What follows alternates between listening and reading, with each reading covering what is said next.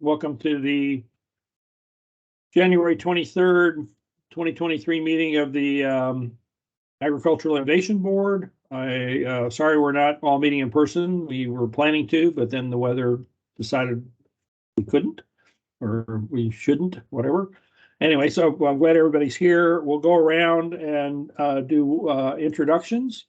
Now, why don't we start in the meeting room at Vail with the folks that are there. Sure, I'll start.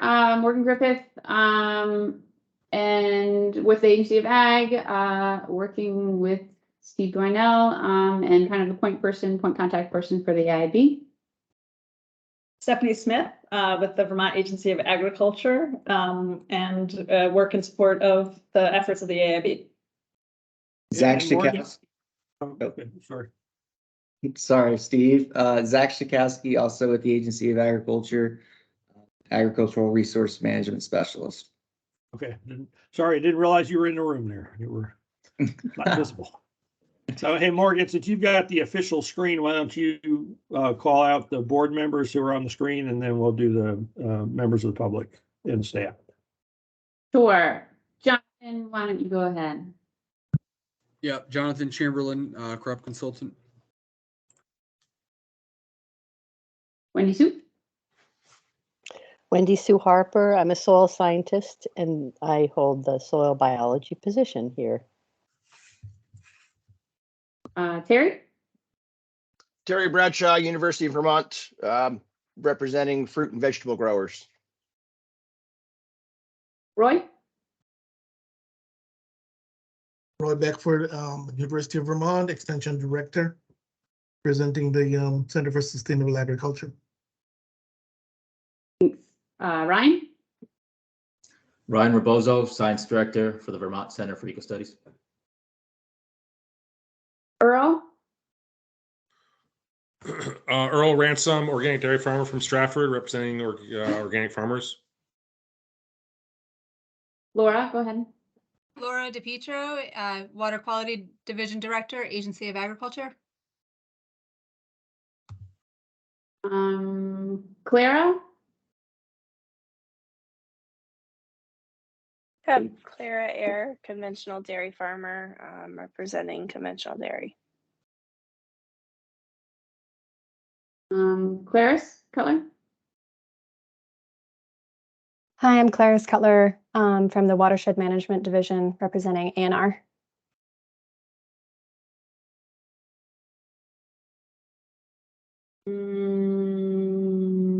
Steve, I think you're the last member. Dwinell? Oh, no, and Steve Schubart? Are you still there? Yes, Steve Schubart.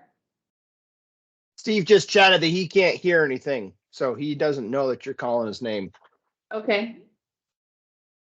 Let's see if I can get him back in.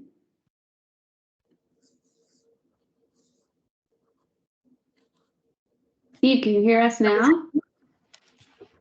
Yes, All right. sorry about that. I apologize. Go ahead and introduce yourself.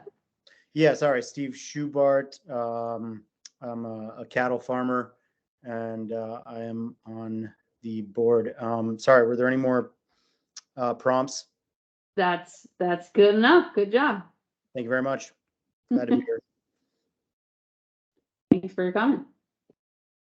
All right, so let's go Patty Casey. Hi folks, yes, I'm Patty Casey. I'm the Environmental Surveillance Program Manager with the Agency of Agriculture. Jill?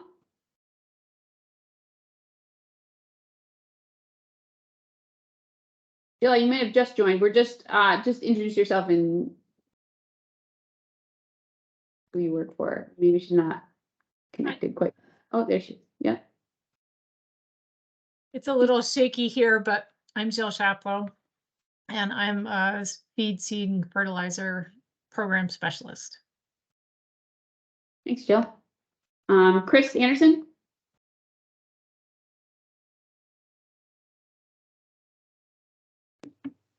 Hi, I'm a member of Earth Matters down in Manchester.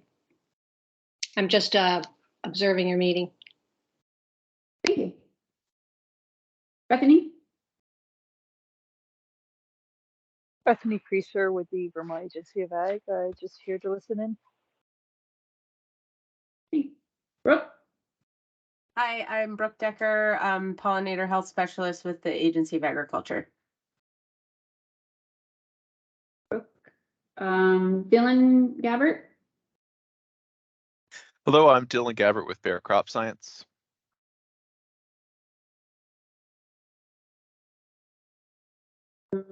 Fred Putnam? Yeah, hi, I'm Fred Putnam. I'm with the Vermont Beekeepers Association. Thanks for having me today. Joining. Dave Huber? Hey everybody, Dave Huber, Deputy Director of the Farm Division with the Agency of Agriculture. Jonathan Wolf? Hi, everyone. Jonathan Wolf with Primer Piper on behalf of Crop Life and Biotechnology. And Margaret Lagus? Hi, everyone. Margaret Lagus on behalf of Bio and Crop Life America.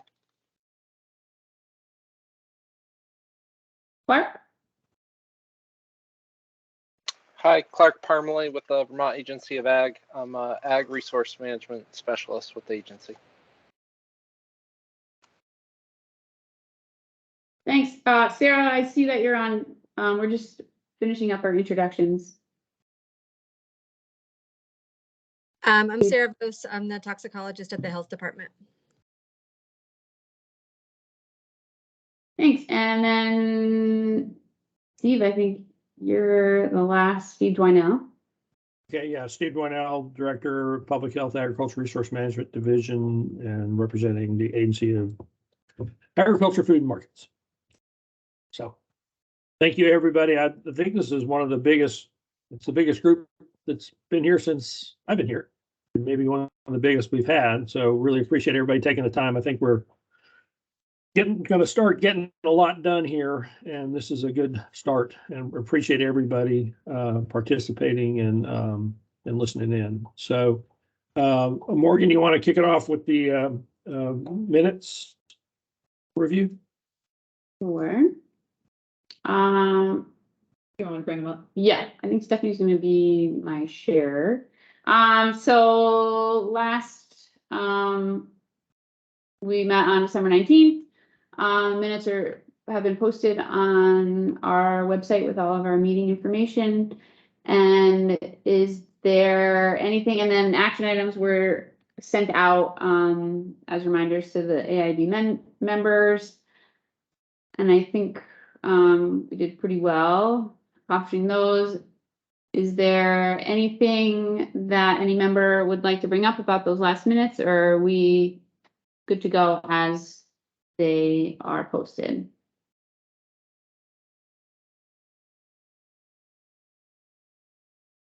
Or just put them in the chat. But yeah, I think for the purposes of this meeting with this many people on, I think probably the best thing to do is if you have a comment or a question, raise your hand, and between Morgan, me, and Stephanie, we can keep track of who's got hands raised. But I think that'll work best in this particular situation. So if you have a question or a comment, please raise your hand using the hand raising thing, and also, certainly can put questions in the chat.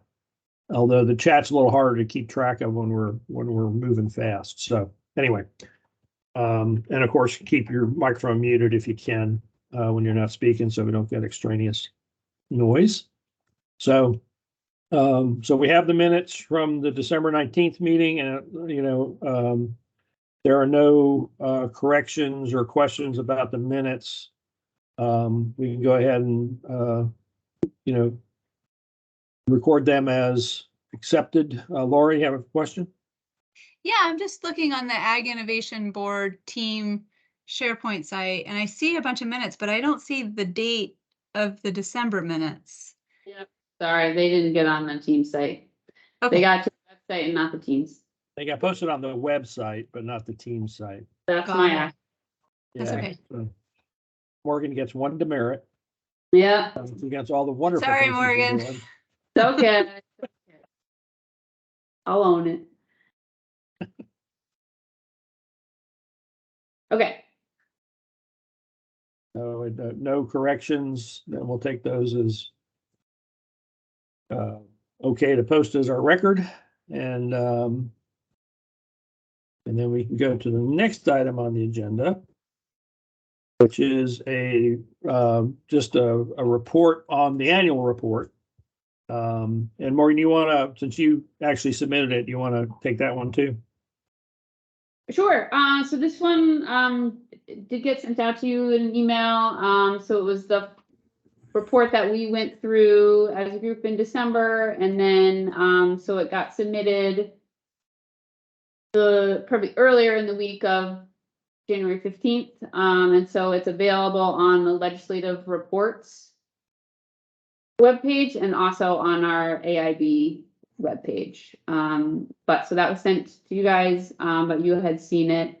There were some minor changes after our legal counsel reviewed it within the agency.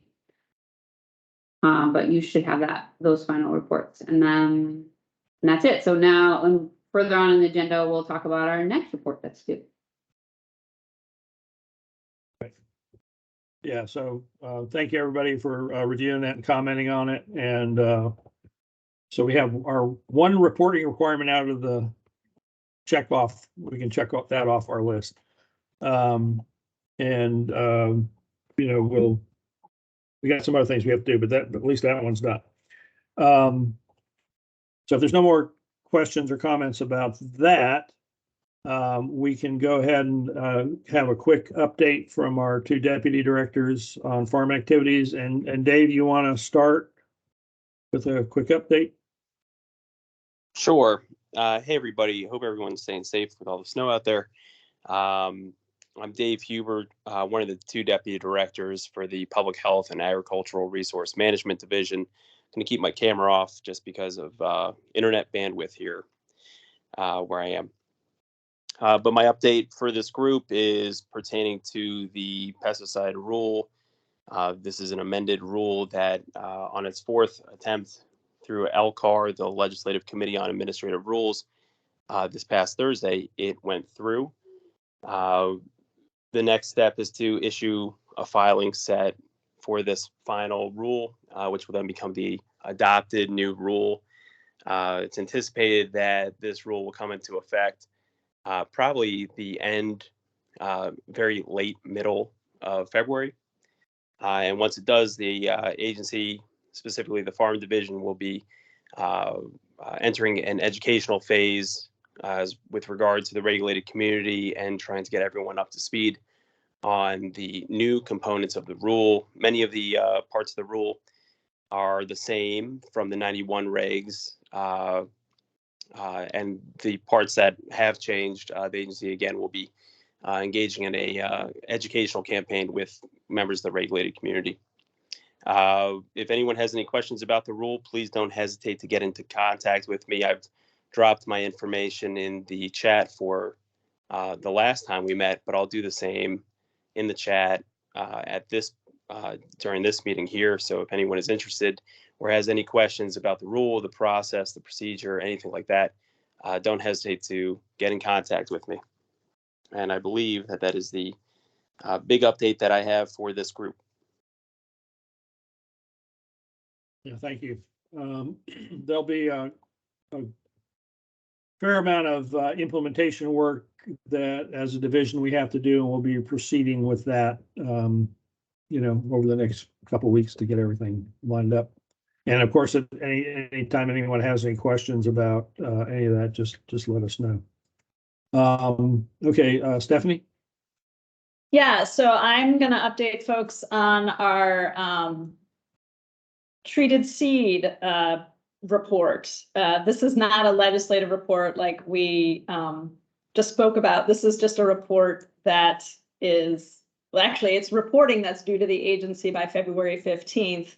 But it is information that we collect in order to understand what's treated and untreated when seeds are sold into the state of Vermont. So while this report or the reporting to the agency isn't due until February 15th, the agency did go ahead and begin to work with folks that distribute seeds in the state of Vermont to gather some information. So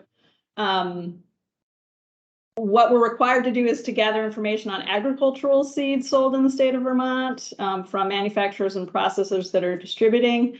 It's due by February 15th, as I said. The reporting is due on forms provided by the secretary, and it's regarding the quantity of treated seed and the quantity of untreated seed sold in the state of Vermont. And so we began this effort in December of 2022, the end of December, where we actually send out the form that needs to be completed, and we ask those distributors, and we primarily chose those that sell 10 pounds or greater, so those that need to report tonnage to the agency specifically.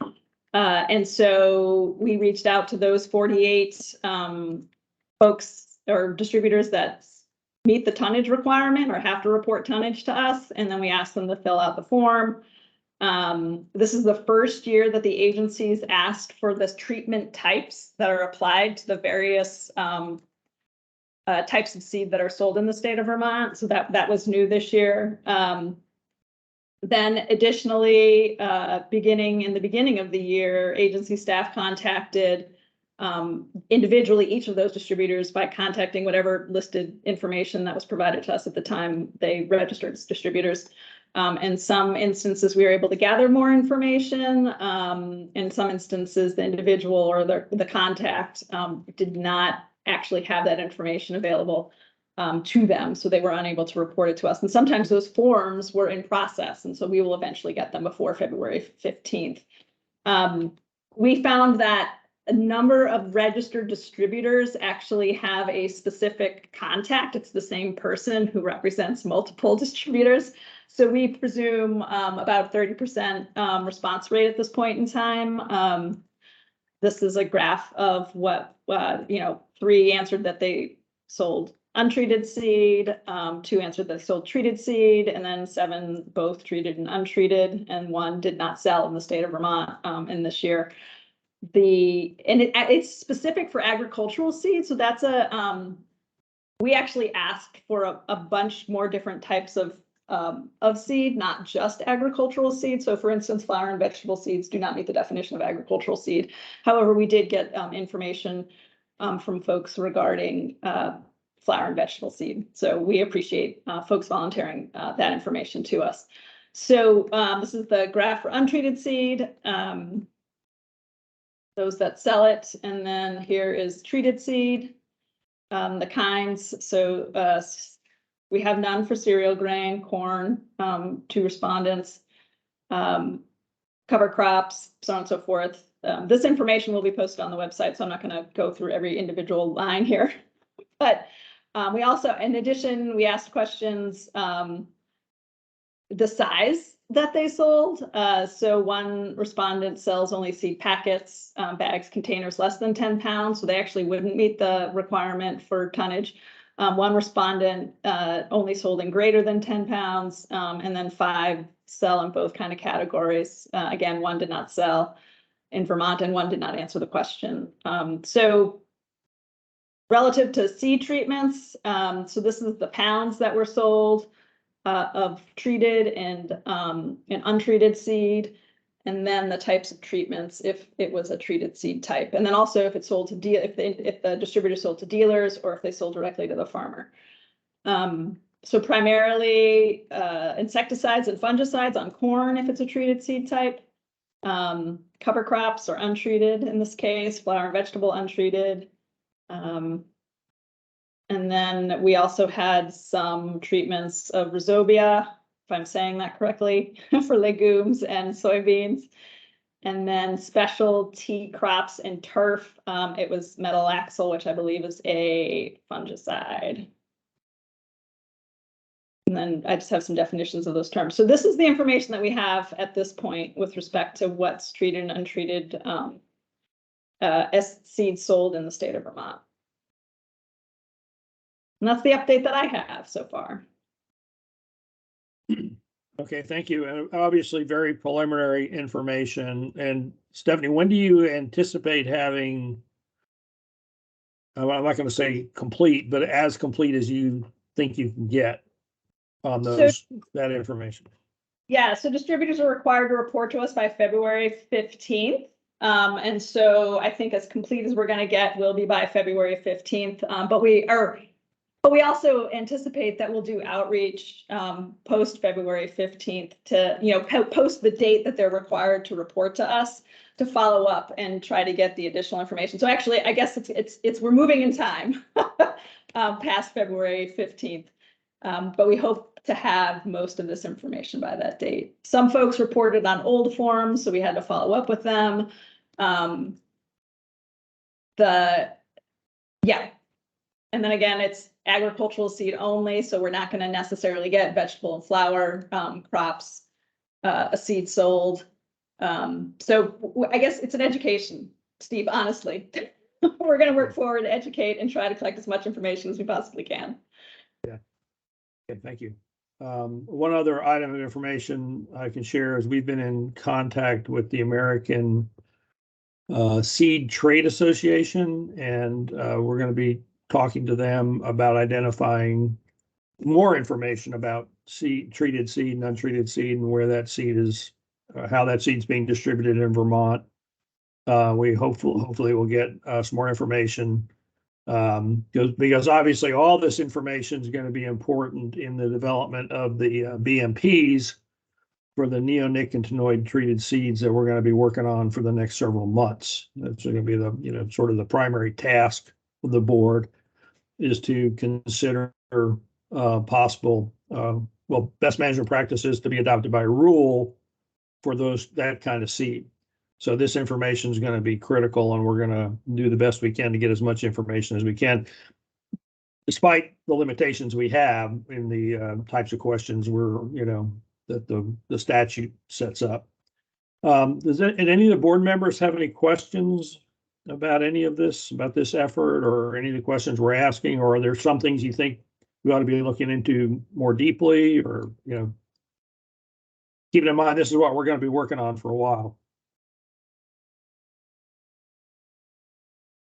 Or even like, does it jive with your personal experiences or personal knowledge? Kind of those active ingredients that we got back, or.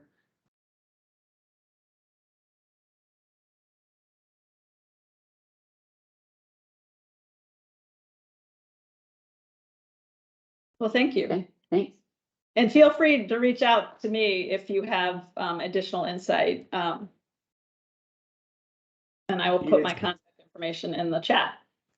Yeah, and we're going to obviously get more information. We'll be sharing that again at a future meeting, probably not the February meeting, but if we have a meeting in March, we should be able to talk about it quite a bit, and get into some more granular detail on that type of information.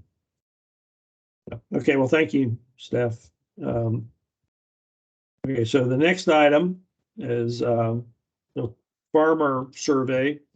As we talked about in the previous meeting, one of our AIB's requirements or charges is to survey farmers on a number of topics. And we talked about a draft survey, which we've kicked around, and now we're at the point of discussing how we're going to distribute the survey. And so I'll turn that back over to Steph for that part of the discussion. Yeah, and I'm going to offer Zach Schakowski's here with me today, and he helped me put together the distribution plan or a draft distribution plan to provide to the board to consider. So I'm going to turn it over to Zach, and I'm going to share my screen with all the information and the details. All right. So during the previous meeting on December 19th, the AIB reviewed the survey and approved the survey. In addition to that, there's a lot of discussion on a distribution plan and strategy. So step one was the discussion on creating an email address. That is agr.aib@vermont.gov. This has been in This has been established, and this is going to continue to be the primary means of disseminating information from the board. Additionally, there was discussion on which entities would the survey be distributed to. And from discussions that we had, it was determined that on AAFM side, we're going to try to utilize the water quality program database and possibly the produce safety database. And then additionally, a working list was discussed during the previous meeting, and that includes what's provided here on your screen, and that would be the Vermont Tree Fruit Growers Association with Terry, as he is here. The Vermont Vegetable and Berry Growers Association and the primary contact there would be Dr. Vern Grubinger. The Northeast Organic Farmers Association of Vermont, Lindsay Brand. Vermont Sugar Makers Association, Allison Hope there. The Northern Grain Growers Association, Todd Hardy would be the potential contact there. The Vermont Horse Council, Michaela Pick. The Vermont Sheep and Goat Association, Dave Martin. Young Farmers Coalition of Vermont. No point there. Point of contact, the Champlain Valley Farmer Coalition, and that would be VJ Nazareth. Vermont Farm Agriculture Health and Safety Alliance, ? So uncertain, and this list isn't final, so we're gonna have to discuss, have a discussion on whether who to include out of this list and who not to. The Vermont Association of Conservation Districts, Jill Race. The New Hampshire Vermont Christmas Tree Growers Association. Couldn't find any contact for that one either. The Vermont, and lastly, the Vermont Grass Farmers Association. That's Megan Sheridan. In addition, there was discussion of a kind of like an introductory email that would essentially members could copy and paste into their email and then send to one of these points of contact.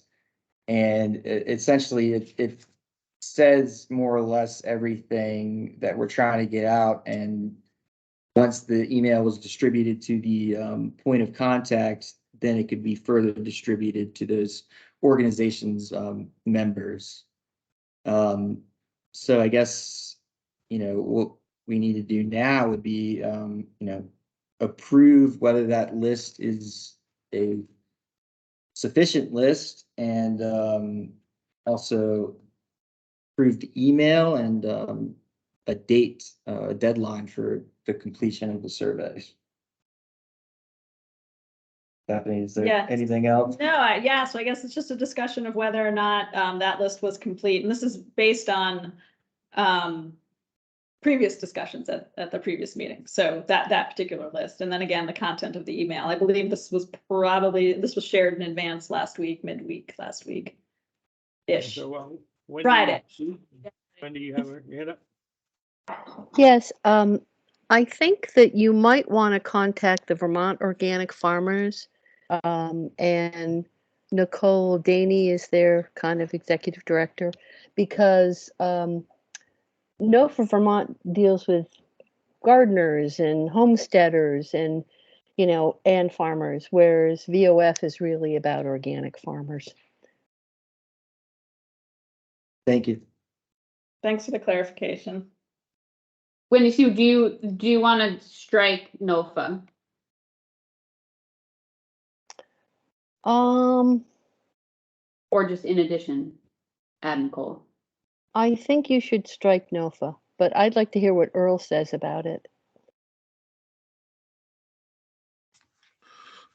I think you could leave, sorry. I think you could leave them both on there. I mean, NOFA definitely has a much broader outreach to, as Wendy Sue said, homesteaders and home gardeners and stuff. and VOF is specifically for certified organic farmers, commercial scale. But I don't know if there's any drawback to contacting NOFA that I can think of, other than you might get some responses from people who don't need to be responding. Yeah, Terry? Yeah, I think one group you'll catch with NOFA are the non-certified, but still, organic in spirit farmers, which I think there's with some crops, that can be quite a few of them. So, hey, Steph, to follow up on that, when we get these responses, do we have a way to categorize them in terms of the type of operation or the size or the nature of the operation? We don't have a listing on the size of the operation currently in the survey, but if the board so wishes, we could include like a multiple choice question that breaks down size of operation. And I'm thinking on the fly here. Actually, I'm not thinking on the fly. I'm struggling to think of how we break that down but in a multiple choice way. So I would encourage folks, if they have ideas of how to capture scale of operation, to throw it out at me and I'll write it down to add a question. But I don't think we have a question like that. We do ask for information regarding the name of the operation and the name of the operator. That could give us an indication of scale, maybe, but maybe not necessarily.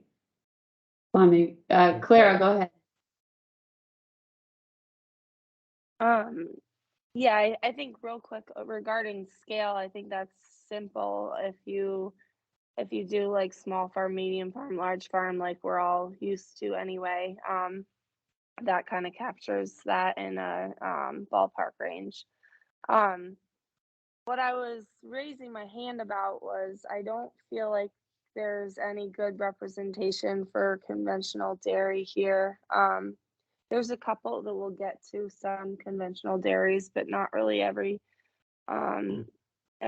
I think honestly the easiest and most sure way to get to them is through a milk handler.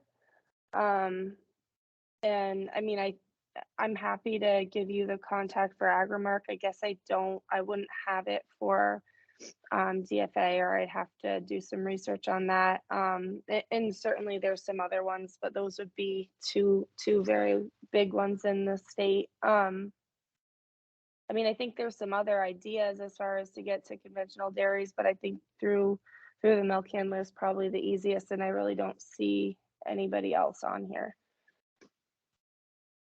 We do intend on using the water quality programs list. Hopefully might capture some of those folks. And actually, I think you may have mentioned Agrimark in a previous meeting, and I may have neglected to put it in this list. But I did, but like, yeah, like our area, for instance, we're kind of in an awkward spot where we aren't really like close to, there's some really good, really active water shed groups I know, and we just aren't really by one. And I think that does happen to some dairy farms. So I think that it's good to do that. Yeah, and somebody put up Vermont Dairy Producers Alliance. They'd be helpful too. But yeah, certainly just expanding on that group for conventional dairies, I think is important. Excellent, thank you.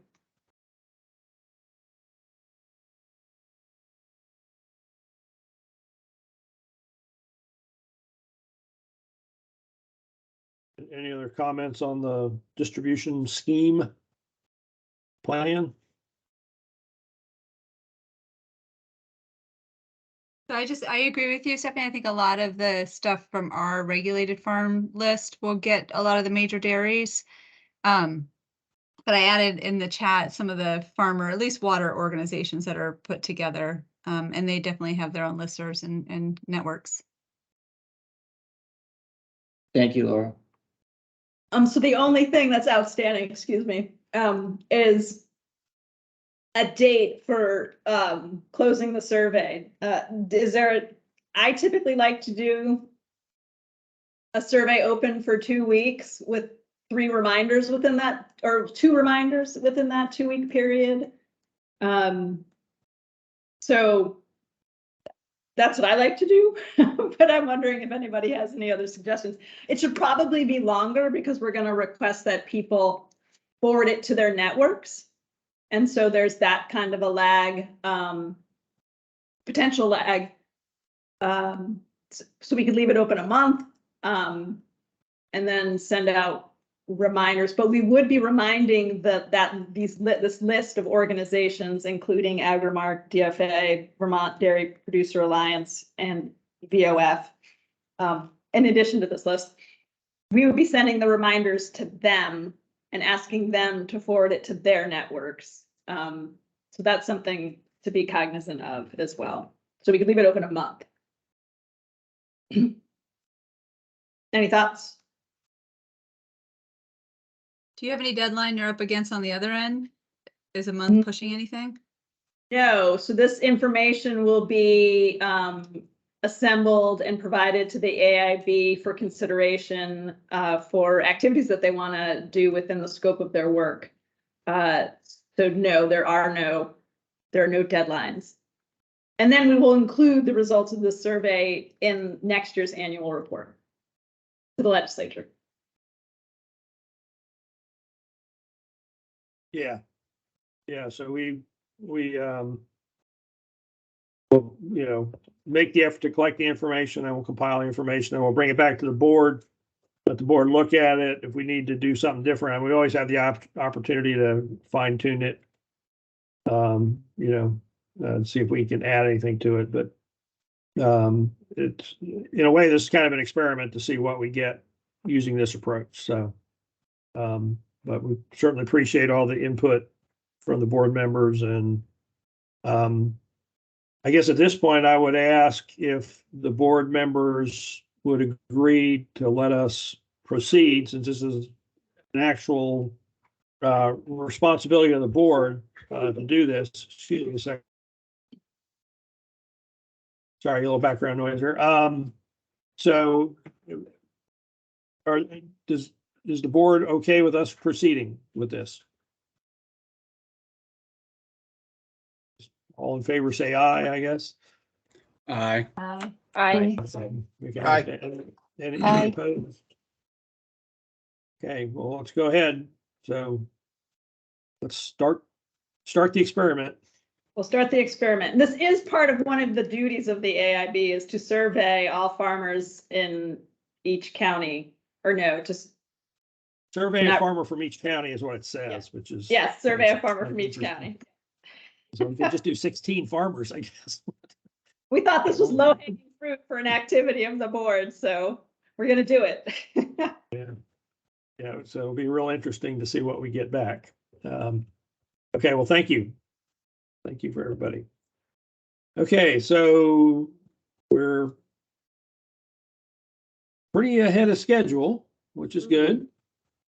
So the next item is the non-neonicotinoid treated seed discussion. And as you will recall, I think we've identified this as one of the tasks set by the legislature for the AIB is to develop recommendations, or to consider developing recommendations for best management practices for seeds, treated seeds that are not treated with neonicotinoids. So it's the non-neonicotinoid treated seeds that we're talking about next. And the legislative charge was to develop or to recommend BMPs for this category of treated seeds by February 15th of this year. And so we've, kicked that around internally. We've got some suggestions. And what I'd like to do, the way we can do this is Morgan's going to present some information about some possible BMPs, and then we can have a discussion about it. So with that, Morgan, do you want to? Well, first of all, I should ask, does anybody have any questions? Any of the board members have any questions about what we're doing? So, Okay. yeah, Stephanie's showing now. Steph, can you go to page 6?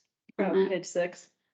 So this is Act 145 that calls out the charge on us of what we need to do. I think, yeah, right at the top there. So this is just so we're all seeing what the assignment, I guess, right? So this is due February 15th, so a little less than a month from now. So shall submit a written report regarding whether best management practices should be adopted for the use of treated seeds that are not neonic treated seeds. So the report shall include 1, a summary of AIB's review of treated article seeds that are not neonic treated article seeds, including identification of seeds that may have adverse effects on human health or in the environment. 2, recommendation of whether BMPs for non-neonic treated seeds should be adopted and whether they should be adopted by rule. And 3, which is obviously contingent on 2, proposed BMPs for treated articles that are not neonic. So we have to write this report no matter what. That's the assignment, 1, 2, and 3 there. So I think we have all of this time to kind of just bat around what we want in the report. I'm happy to then draft it up based on what we say and decide here today, and then I'll send it back out for us to kick around before we can submit it to the legislature. We won't meet again before the 15th. Likely we'll meet after that, so it might have to be a little bit of an email exchange review of the final report that goes out. So basically how we're reading that is, the first is what we're learning about treated seeds. Stephanie gave us a little bit of a teaser of what we're finding out. So kind of like a summary of what data we've received so far from our registered seed distributors. There's going to be, because this report is due on February 15th too, we're going to be before all those reports are due to the agency. So we will have to throw in a caveat that we don't have everything that, basically it's just all the available data that we have. And then kind of the 2 options that are up for AIB to decide is option 1, we recommend we have BMPs that are generic and not specific to neonic treated seeds, and that they are not adopted by rule because we might update them for neonics. So for that one option, that's that document that I sent out for kind of like a generic BMP. And then the other option could be the AIB recommends that best management practices are not adopted for non-neonic seeds because we should just wait and do 1 BMP, whether it be adopted by rule or not. That's again a decision we'll have to make for neonic treated seeds. So Steph, if you want to pull up the other document, that's what we sent out last week, just for the purpose of this discussion. And so we're just would like to hear everyone's thoughts. This is highly just draft. This could be just something that's out there. It's kind of pulled from other states' best management practices for seeds. To be honest, most of them are neonic specific. So it's from Rhode Island, Connecticut, Minnesota, and then there's some from the American Seed Trade Association, and so I know they're listed at the end, kind of where a lot of this information is pulled from. But go ahead, Clara. I just wondered before we get started into this, so I guess I'm a little bit confused. It was my understanding, and this is where I want you guys to tell me if I understood wrong or, but the treated seeds that are not neonicotinoid are not very common, because the seed is hard to get. Is that incorrect? Or I guess that's what I was kind of thinking from past meetings. I mean, based on the information that I have that we've collected so far, it depends on what you're buying. So for soybean, which I think was for forage, it's not treated with a neonic product. And then for corn, it is. In the instances where it is treated, it's treated both with an insecticide, which is a neonic insecticide, as well as a fungicide. But not all corn sold in Vermont is treated. So there's a small segment of corn that's untreated.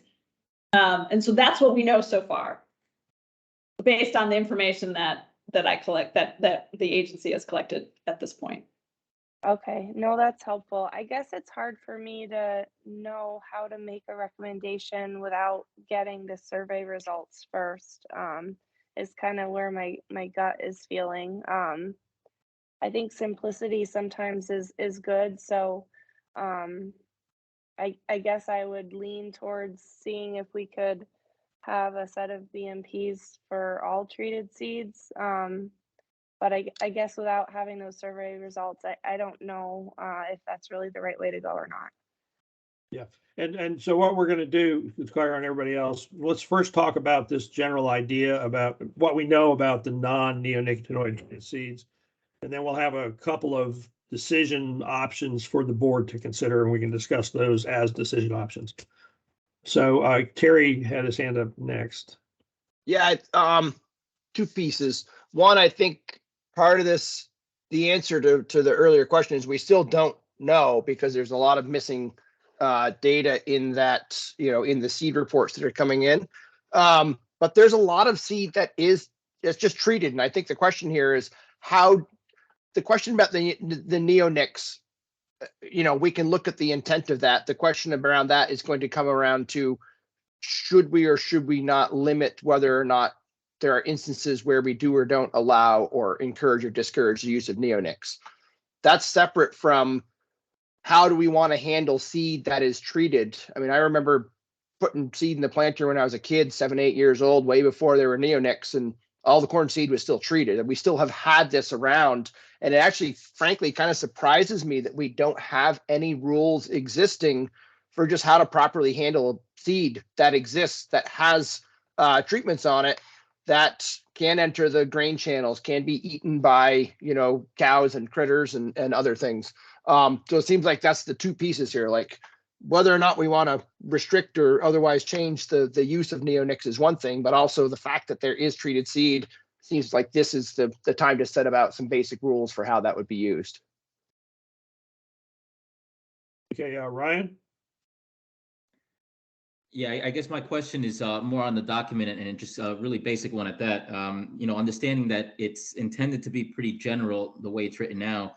I guess I'm wondering, how specific some of these recommendations should be. What's appropriate here? I mean, there's some things outlined that leave a lot to interpretation, and I don't know if this is the document to address it or if it should point to maybe more specific methods. Things that come to mind are, there's language in here about doing surveys, but that could mean different things to different people, and same is true for buffers and sensitive habitat. So this just general as to how specific this should really be.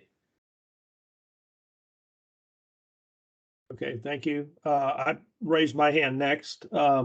Just a couple of items of information, I guess. One is there is existing language and Stephanie, correct me if I'm wrong, I get the titles wrong, but there's a federal seed regulation that requires treated seed to bear statements on the label that says do not use this seed for feed or oil production. And then in addition to that, there's language being developed by the US EPA that will be going on treated seed labels associated with the pesticide that's used to treat them. That'll have a series of recommendation or practices that have to be followed when you're using that product to address some of these concerns. So So I guess what I'm trying to say is there are some general guidelines now that are out there about how they're supposed to be used. The question on the table for the board is whether we want to recommend the adoption of specific BMPs that apply to treated seeds. And it says non-neonicotinoid treated seeds, so I'm not sure how we'll do that, but to treated seeds as best management practices. So with that, Jonathan? So I look at this as two distinct pieces. There's seed treatments in general of everything that gets put on a seed. And then there's the pesticide portion. And the pesticide portion, I think if you read the label, pretty much spells out all these BMPs. And to me, they're not BMPs. They're legal. You were legally required if you choose to use this product. And so I question whether we have BMPs for something that's already regulated that heavily. But if the group, in my mind, the piece that we talk about is things like biologicals, other lubricants, and other things that get treated on seed, because those are the things that are somewhat left unregulated to the extent of a pesticide is. And so, I guess my question is, with this BMP, do we go to the extent to get as specific as some of these rules say, but yet if a label then changes due to EPA review and contradicts the things we put in this BMP, I guess I just question how far down the road we go with some pretty generic statements that kind of get really kind of, in my mind, specific to things that we sort of, as end users, have to follow. Whether we just encourage that the label be followed, that's one thing. It's some of the other details.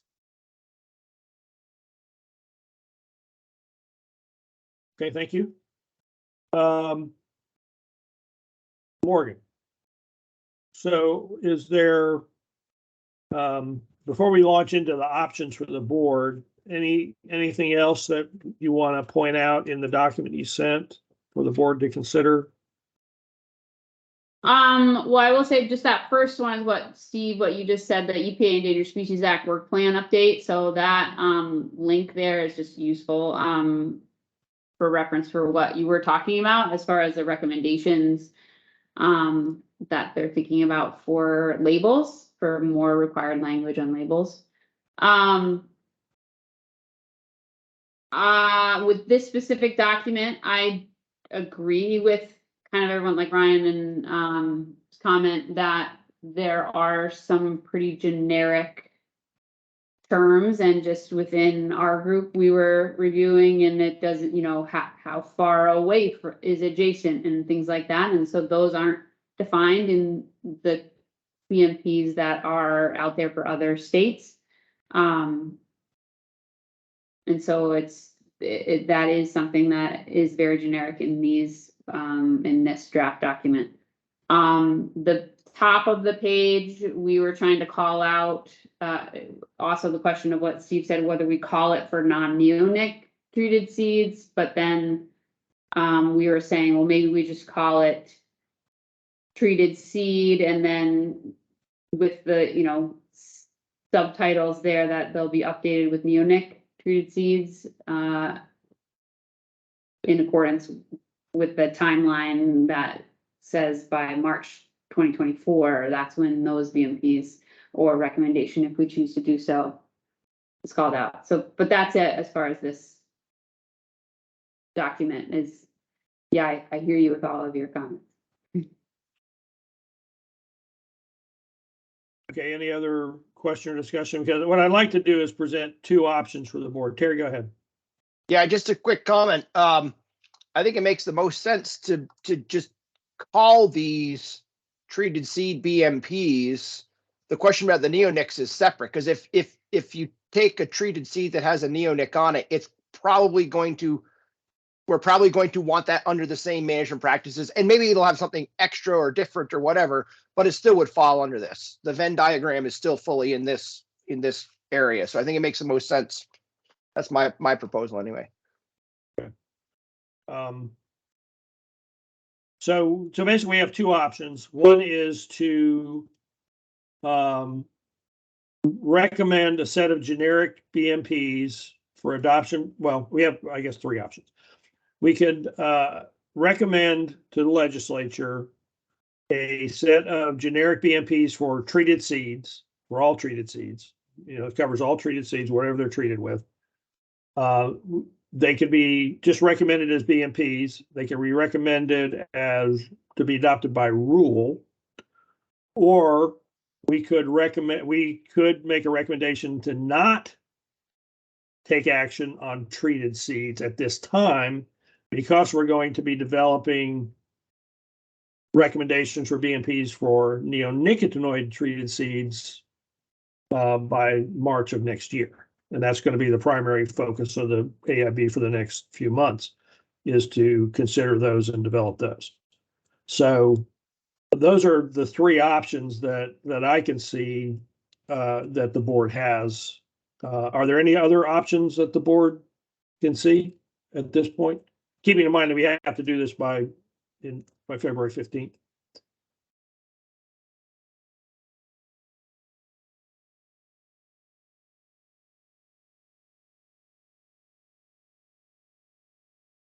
Or do you think those are the three options we have? What do folks think? Silence is acquiescence. Well, I'll just comment. I feel like what Jonathan Chamberlain said made a lot of sense, in that if some of this is already regulated, you know, like that, you would want to separate that out, and you wouldn't want to somehow overstep or cross step with a regulatory, like an individual label or something like that. So you do have them pretty generic, but there may be some cross stepping if you were to compare things across the board.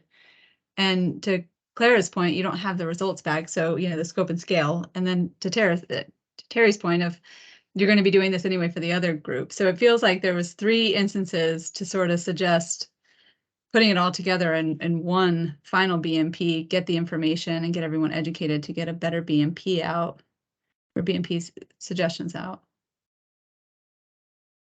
I'm sorry, I should have brought up one more item of information. What we did, one of the things that the board was supposed to consider is whether there were any incidents or, you know, impacts from treated seed, the non-neonicotinoid treated seeds.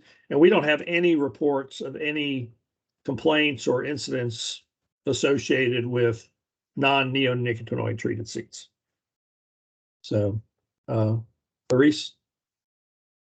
Hi, this is Clarice. Yeah, to that point, Steve, Terry did a great job of doing this lit review for us for neonics, and I don't feel like we did that for non-neonic treatments. So I feel like, sure, maybe there are no complaints, but we also, to my knowledge, maybe I missed it, we haven't done that lit review.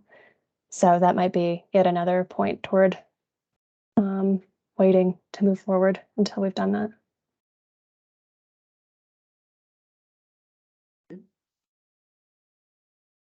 Any other board members want to weigh in?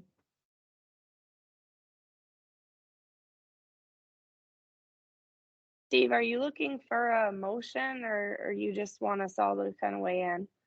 At this point, we're discussing, and so we need to hear what people are thinking in terms of the 3 options, or if there are other options to be considered. You know, to inform the board on its decision that we're going to have to make here shortly. I think that these are really, really important. And I think given that, I'd prefer to wait and get some more information and spend some time writing them. Yeah, that would be my recommendation.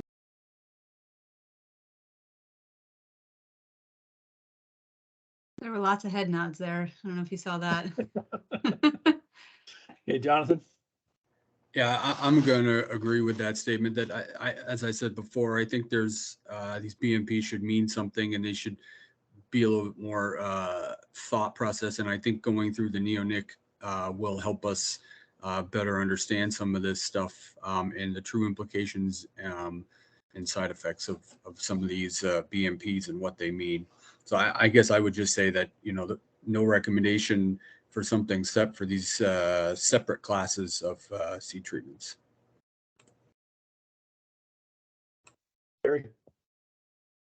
One thing that would be useful is to, and I agree with Jonathan now, the you want to be careful scaffolding multiple state, local, regional, national rules. It really would be helpful for us to understand what the actual rules are now. I know from my days long ago of having the seed, it would tell you, don't eat these and various things, but we should know what exists so we know what to write to. And I wonder how much of that is from regulation that applies on the user's end versus regulation that maybe applies on the seed treater's end and then gets carried through. So it'd be helpful to know what's out there. Okay, we can build that in somehow. Do you have another commentary? Nope.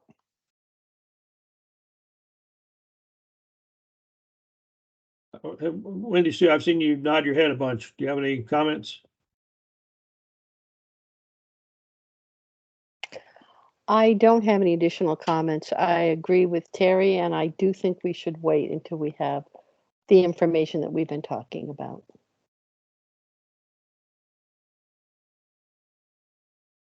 Okay. Anybody else want to weigh in?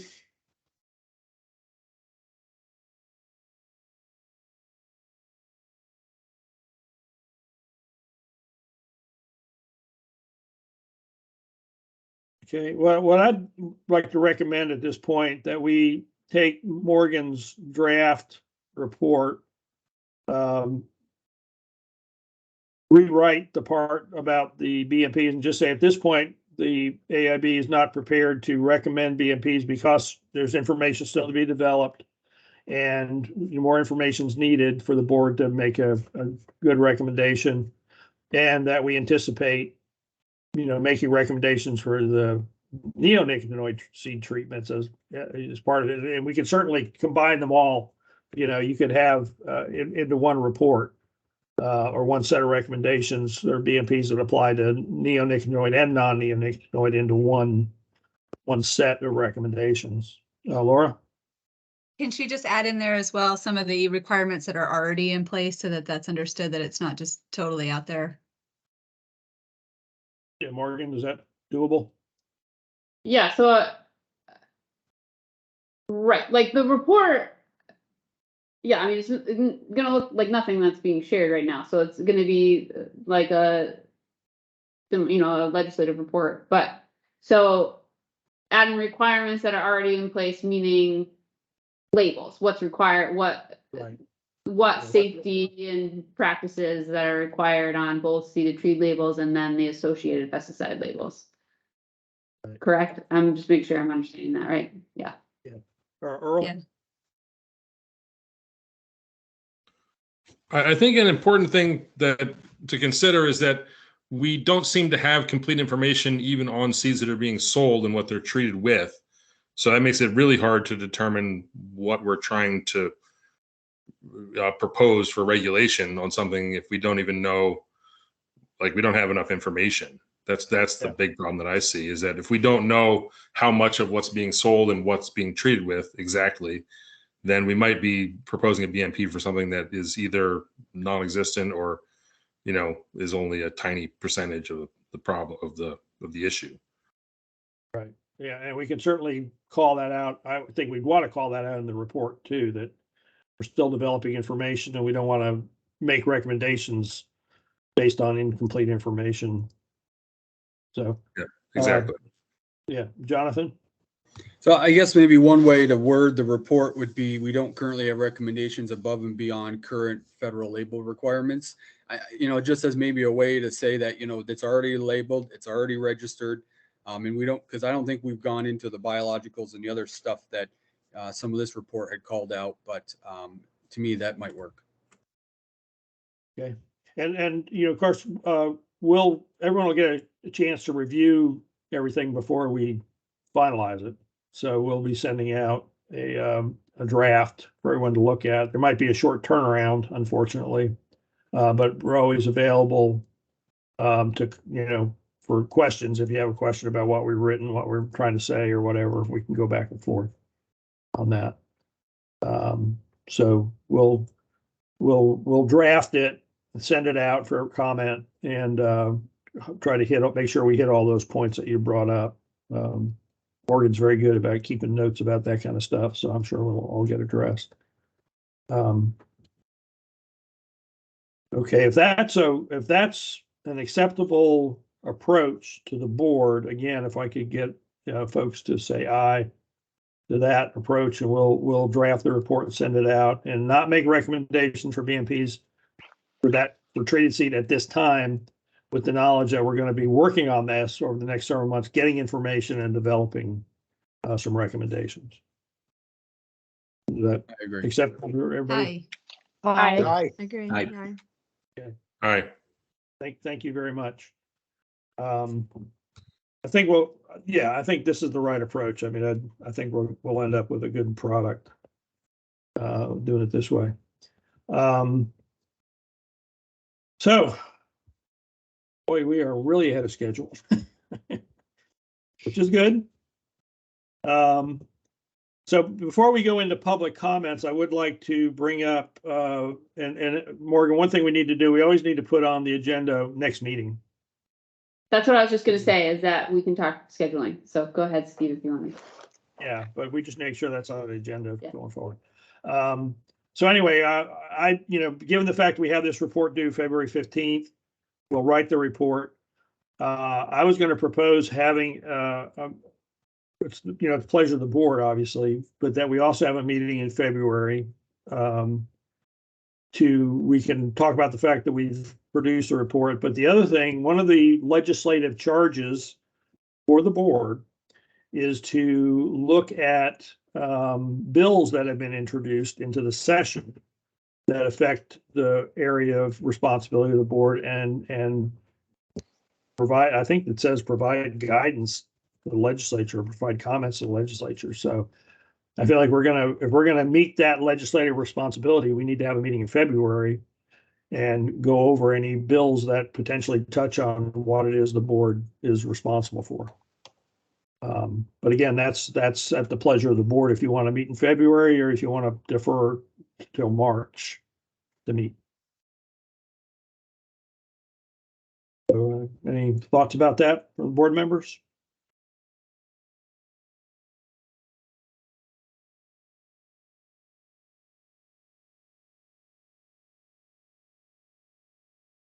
Should we meet in February? I'll pipe in. I kind of thought we were going to be front loading a little bit for the next few months. So February makes sense to me.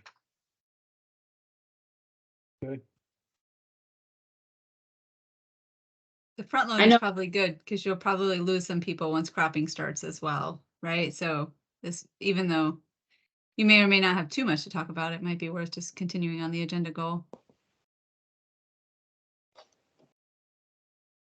Yep. Well, I was gonna say for detail wise, and I don't know if members still have it on their calendars, but February 27th was originally blocked out in that reoccurring meeting that we had with Kanika.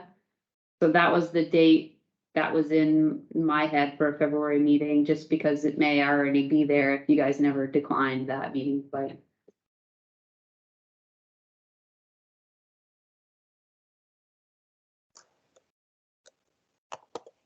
Yeah, what I'd like to propose, we're kind of in a catch-up mode there, starting in November, but now that we're kind of on track here, what I'd like to do is let's have the meeting on February 27th, and we'll make a proposal at that time for a meeting schedule for the rest of the year.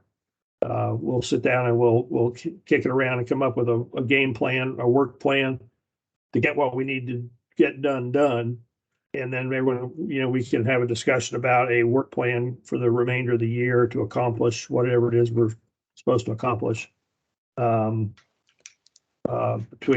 now and the end of calendar 23. And I'd also again like to propose that we meet at Vail, the room that we were meeting in State Street actually has another. That's the time we normally meet is when the rest of the agency has a meeting with the secretary at that time. So we really need to be in a different location. So Vail is available, correct? Morgan, you got that book? Mm-hmm. Yeah. And then the other thing is if we actually can actually meet in person at Vail at the next meeting, we'll do a tour of the laboratory at the end. Anybody who's interested can we'll do a quick laboratory tour. So. And Laura? just a reminder, Steve, I'm happy to come to Vail. I don't know where all the folks are located, but Williston office has a large conference room and web capability and all that stuff as well. Because I think a lot of the people here are more Chittenden County focused, or at least Washington and Chittenden, but I know there's others that are not. So I just want to say, make sure you know that resource is available. Okay. Well, why don't we go ahead and meet at Vail this next time, and then when we do our work plan, we can discuss meeting locations or rotating them or whatever we do. Steve, that's other options. Randolph. Is that what you're suggesting? Yeah. I'm sorry. Yeah. Okay. Yeah. Randolph Center, right? Yeah, and of course we'll always have the call-in option or the Teams meeting option. So, okay, Stephanie.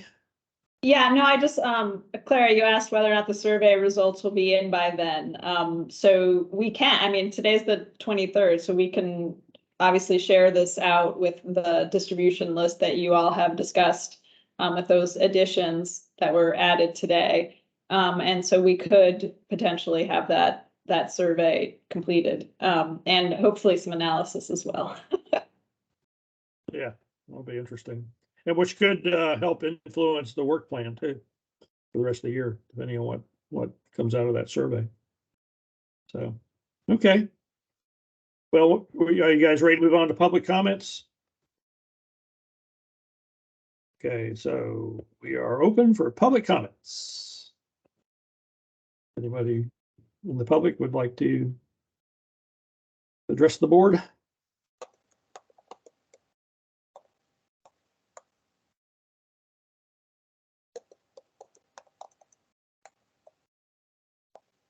Not seeing any public comments. So I guess at this point, could we get a motion to adjourn? So moved. Anybody second that? Second. Okay, all in favor of adjournment? Aye. All right, well, thank you, everybody, and you'll be getting some emails here fairly soon with some stuff to look at. Thank you very much. Thank you. Thank you. Thanks, Good to see bye. everyone.